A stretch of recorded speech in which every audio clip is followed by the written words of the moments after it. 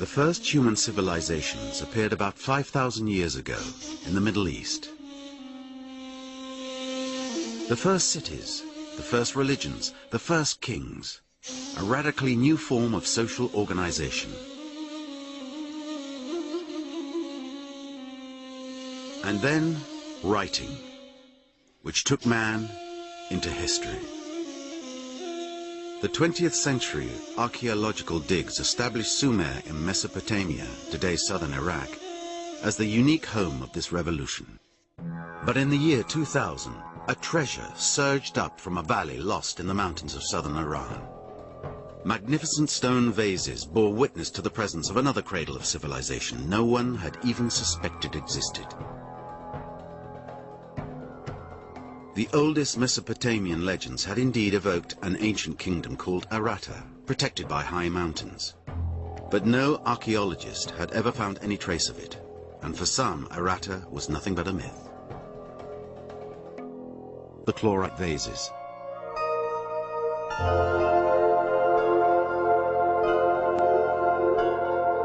It's a step construction, but it's huge, it's gigantic, 400 meters by 400 meters.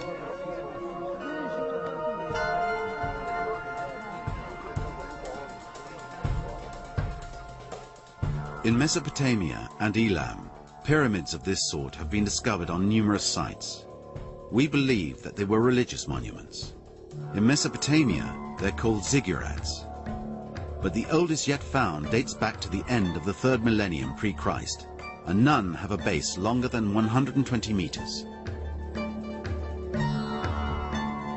With the first level at nearly 400 meters long, this one would be several centuries older and significantly larger than any of the other known constructions of this type.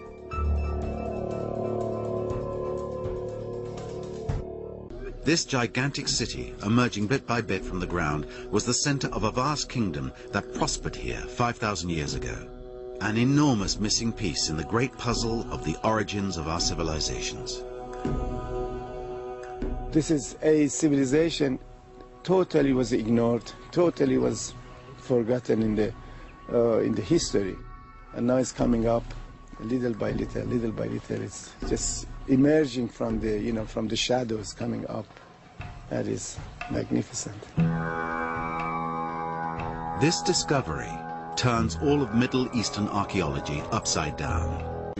That is the entrance, because on the right-hand side, you see the facade of the entrance wall. Apparently, its entrance was turning a little bit, about 90 degrees in a curvature, you entering inside this construction. This year we could penetrate about 20 meters or 15 meters inside this gigantic building.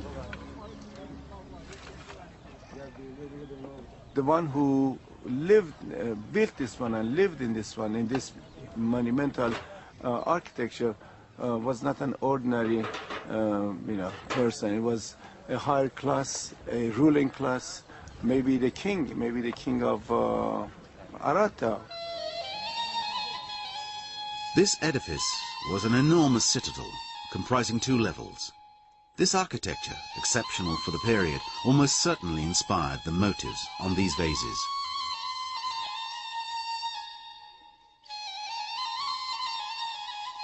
And for the archaeologists, it's one further proof demonstrating the degree of sophistication attained by this civilization. Among the seal impressions, Holly Pittman finds new proof of the originality of their talent. To her great surprise, she finds a type of motif she's never seen before. This is a very highly developed style with its own iconography, its own forms. And in my opinion, we have 2 or 3 master craftsmen who have tremendous imagination and who are creating images that are just full of life and vitality. The style of these seals, as sophisticated as that of the chlorite objects, demonstrates the extraordinary creativity of the artists of the Halil Valley. For Professor Majidzadeh, this exceptional talent might be one of the keys of the influence that this civilization exercised over its epoch. You have never seen elsewhere in the entire region their imagination, their artistic value they have used on this. You know, when a merchandise goes from one place to another, even today, the ideas goes with it. Some of the recurrent elements in this iconography seem, in effect, to illustrate legends that we see appearing much later in Mesopotamian imagery.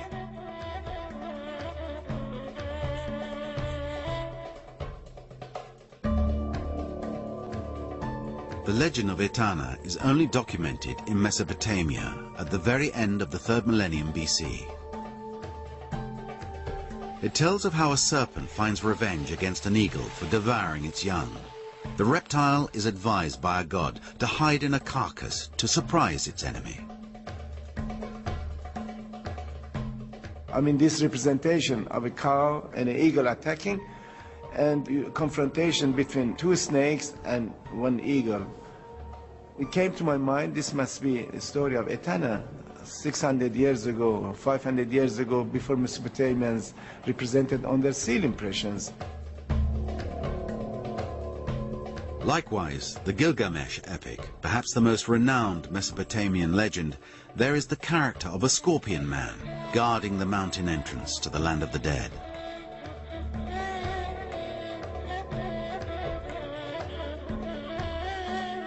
But in all of Mesopotamia, only one image has been found representing it.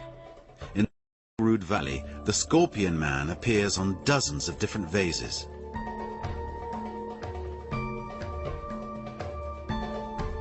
For the professor, all these signs suggest that this culture developed before that of Mesopotamia, and that it could have influenced the latter in many domains.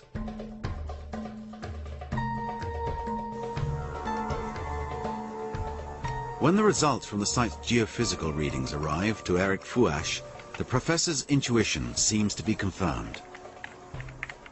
We can see quite clearly here in red and brown a bedrock, which is the topography upon which the people of Kono-Sandal first settled,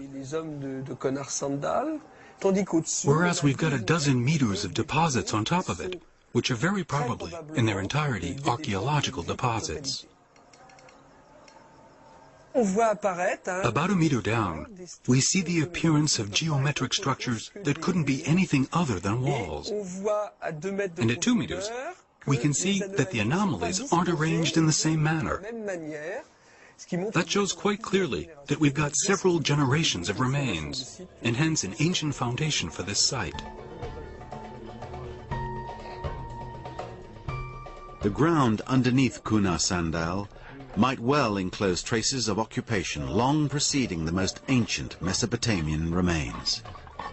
The geomorphologists told us we have about 12 meters of cultural deposit below the surface. Therefore, it's not 5,000 years ago they settled here. Maybe they settled 10,000 years ago.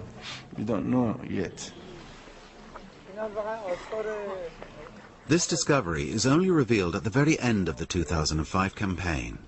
On the site, nearly all the trenches have been sealed, with the exception of Mr. Soleimani's at the palace entrance. And it's there that an incredible dramatic turn of events takes place.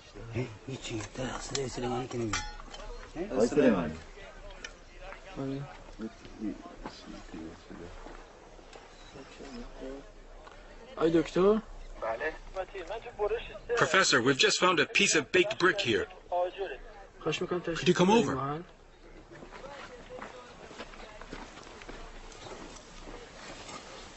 On this piece of baked brick, the first discovered on the site, there are clearly carved out characters. There is no possible doubt that it's an ancient inscription.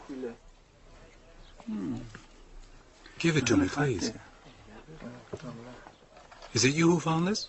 That's very good. Thank you very much.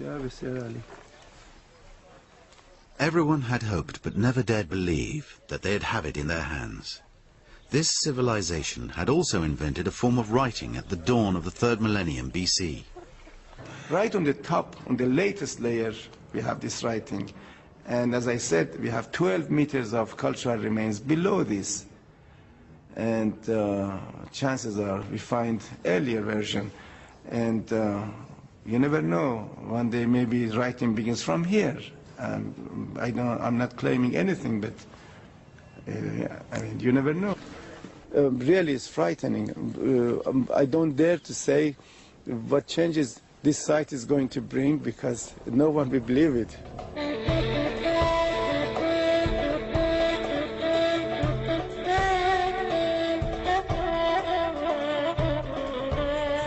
Perhaps we'll never know if this city is really the one the Mesopotamians called Aratta. But no one can any longer claim that Mesopotamia was the unique cradle of civilization in the Middle East.